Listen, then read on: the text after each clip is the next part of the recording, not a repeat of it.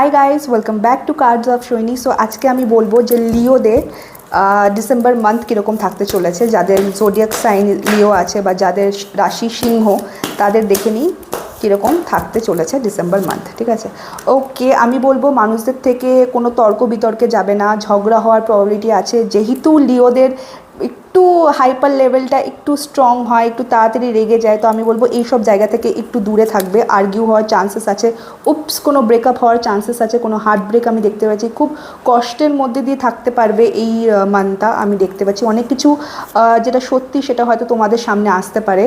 Confidence অনেকটা বাড়বে, অনেকটা কিছু লাইফের ব্যাপারে অ্যাচিভিং গোলটা অনেকটা বাড়বে, এটা আমি দেখতে পাচ্ছি। কারেজ অনেকটা বেড়ে আসবে তোমাদের নেক্সট মান্থে।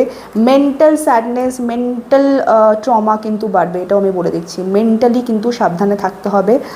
আর যেটা দেখতে পাচ্ছি, টাকা পয়সার খরচা কিন্তু অনেকটা বাড়বে, মানে এক্সপেন্স